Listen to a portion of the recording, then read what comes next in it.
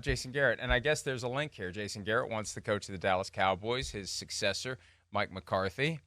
We got the news last night. The team announced McCarthy is staying.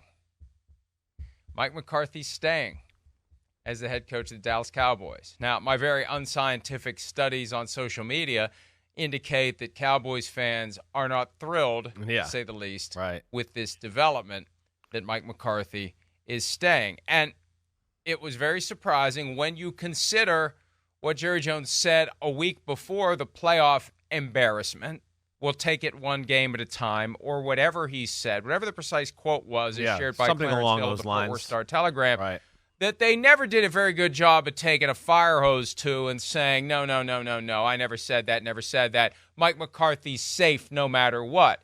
And that's what's so weird about this, Chris, because this outcome implies that all along Mike McCarthy was safe no matter what. How do you lose the way they lost and have the pre-existing truth be anything other than Mike McCarthy is safe no matter what? And if that's the case, why didn't they say it at a time when people were interpreting Jerry Jones' comment as having him on the hot seat for the wild card game? Yeah. That's what makes no sense about this. Of course. That's what bothered me last week. All signs were pointing. Right. All signs are pointing to this guy being on the hot seat. Oh, no, it's fine. Give up 48 points to the Packers, get embarrassed at home by the 7th seed, have your 16-game home losing streak snap, look like you didn't mind your P's and Q's and self-scout yourself and scout the Packers and try to get ahead of where the trends were. You just relied on everything we've done all year long, and it blew up in your face. We're fine with that because you've gone 12-5 each of the last 3 regular seasons. Never mind the fact that you're 1-3 in the postseason. That's what's weird about this. I hear you. Everything was pointing to this guy's out. And then all of a sudden they throw the curveball and this guy's in. At a minimum, this was a horrendous exercise in PR and expectation management by the Cowboys. I hear. Who knows what they were thinking behind the scenes? Again, I mean, we know it's one family that's got all the control here, and they do as they please, and they talk it out, and they figure it out, and whatever. Right. I mean, again, it is confusing. The message is confusing. It's confusing to the team. It would be confusing to everybody else in the organization. Right. I said last week I did not like Jerry Jones. It's part of that loss, part of that L. That's on him. There's no doubt, in my opinion. You took away the authority, the ability to lead a little bit in the biggest week of the year of your coach by going, we'll evaluate week to week. Doesn't do that good this week. He's out of here. And again, those are distractions, and guys in the locker room hear that, and they're whispering and talking about it like as they're getting ready for the Green Bay Packers. Hey, I mean, is our head coach, are they really talking they might fire him? Is Jerry going to fire him after this week? I mean, those are not the conversations you want leading up to a big-time wild card football game. So that's on Jerry there. And then to keep him, I mean, I'm with you. I guess I would have been a little bit surprised either way. I didn't know what to expect here in Dallas. I really didn't. We've seen Jerry Jones in his past. He's pretty patient with the coaches that he has for the most part. And he hangs in there with them. And they have gone 12-5 3 years in a row. So from that standpoint, I understood it. Like, okay, 12-5, 3 years in a row. They're not going to panic. They're going to stay the course. Okay, I get that.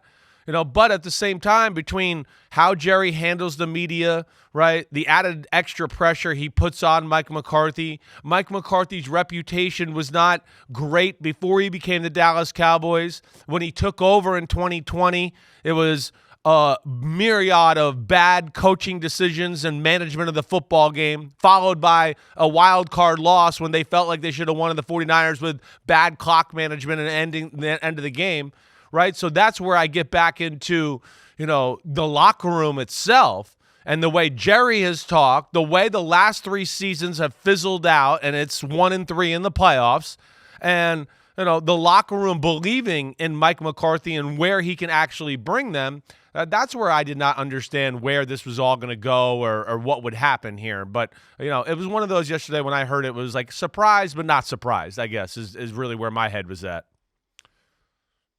I was really surprised because I thought there was a greater degree of self-awareness as it relates to the impact of the messages being sent by Jerry Jones to the world and the expectations it was creating. he created an expectation among the fan base and made no effort to push back against it. That's the key. That's why PR is so important. You got to have a great PR director. You got to have somebody in your building that is able to come to you and say, look, if this is what you believe, this is what we need to be doing to get other people to realize that's what you believe. Because right now, what we have gathered, see, you can't just to be a great PR staff with an NFL team, you can't just wait for someone to tell you this is the press release we're sending out, this is the message we're sending. You have to be very proactive in looking at what the mood is out there, looking at what the statements are, what the people in the media are saying. And there's always something being said about the Cowboys, and you have to figure out a strategy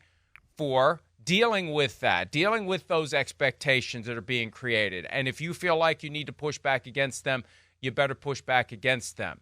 It can't be this stunning out of the blue, oh, Mike McCarthy is staying 3 days later. 3 days of silence. Maybe it was like Jerry a Jones hot not poker on radio. thing that you said last week. You did bring that up when you heard me being annoyed by it, and we were kind of. You said maybe he's doing this like a little hot poker to get him on edge, before the playoff game and all that. Again, I think it's the wrong message. It's the wrong message to send to his football team. But maybe that's why he kind of made the comments he did after Week 18 and did that, thinking that, maybe if I put Mike McCarthy on edge, the coaching staff on edge a little bit, it'll make them a little edgier during the week and they'll prepare a little harder and come up with a few different wrinkles to win the football game. I don't know, but I'm with you. It's mixed messaging and a little all over the place. I wonder how close it was.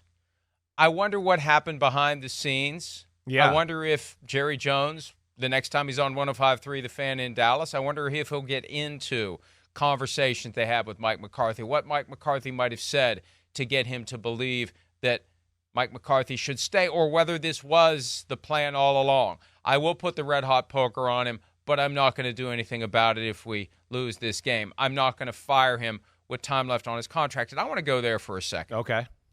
I'd hate to think that this is as simple as Jerry Jones yet again living up to his reputation of a guy who doesn't want to pay people to not work. That's the one thing he's got in common with Mike Brown. The one and only one thing he's got in common with Mike Brown, the owner of the Bengals, because they fought for years about the failure of the Bengals to try to, modernize the business and capitalize on revenue opportunities. And for years and years, there was no naming rights sold on the stadium until the past couple of years.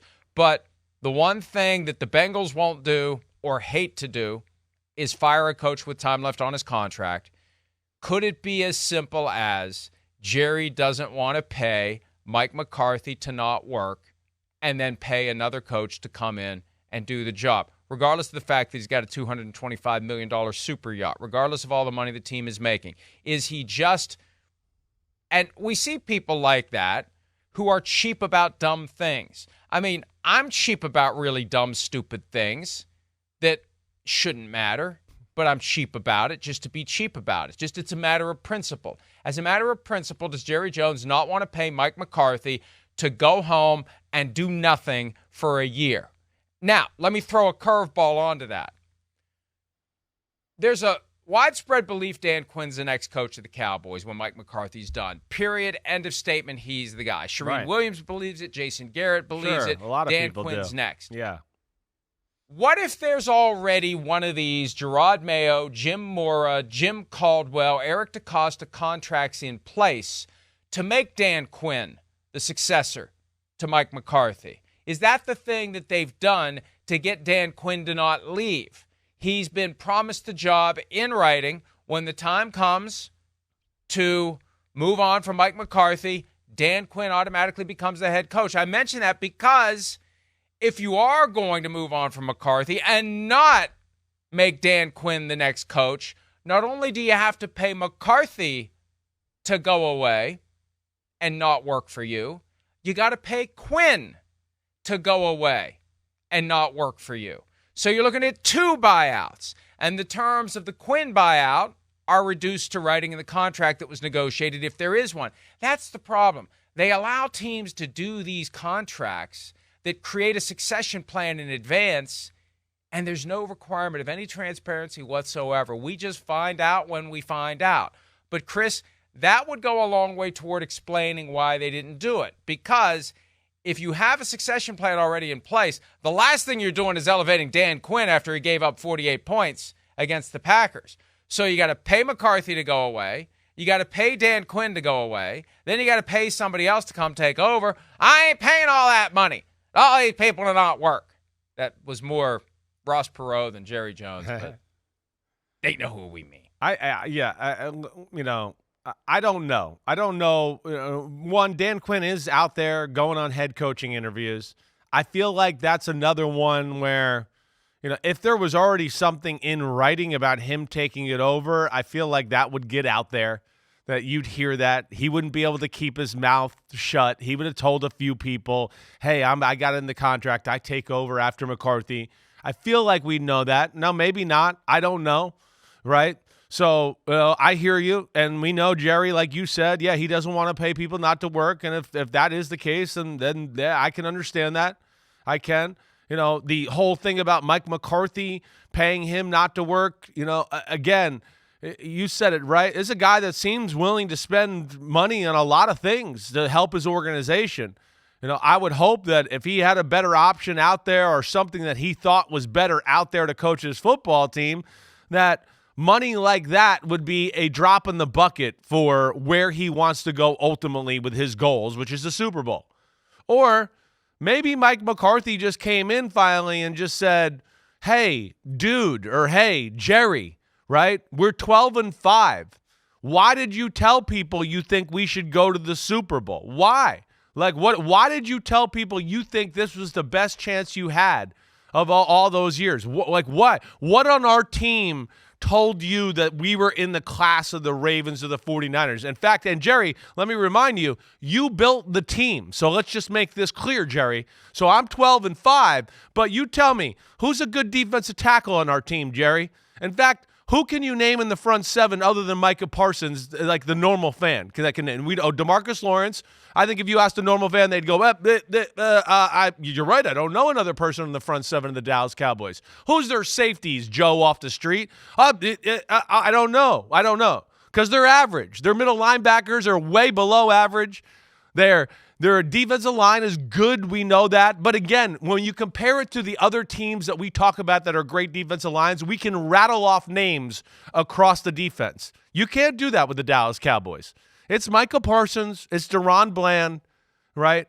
We know Stephon Gilmore a little bit because he's been around, but he's not like a superstar anymore. And then it's DeMarcus Lawrence. So what about that, Jerry, says we should go to the Super Bowl? And then let me get to the offensive side of the ball, Jerry. Hey, the offensive line, it's good. It's top 10-ish, but I think that's about where it is. And then it's CeeDee Lamb and Brandon Cooks. It's a good group there. But, again, I would emphasize to Jerry, if I'm Mike McCarthy, where the hell does that say we should be 16-1 and going to the Super Bowl, right? So, maybe that's what happened too. Maybe he had a real talk with Jerry and laid it out there a little bit and gone, we've got 12-5. We've done pretty good. I've coached pretty good. And this team ain't a Super Bowl football team. When you go position by position compared to the 49ers, the Ravens, right, the Eagles, we get into the Chiefs, you're going to go, well, we like more of those guys on those teams than the Dallas Cowboys, and maybe that realization came to fruition too for Jerry Jones and Mike McCarthy. Hi, it's Mike Florio. Thanks for watching PFT on YouTube. Hit subscribe for the latest news and analysis from Pro Football Talk.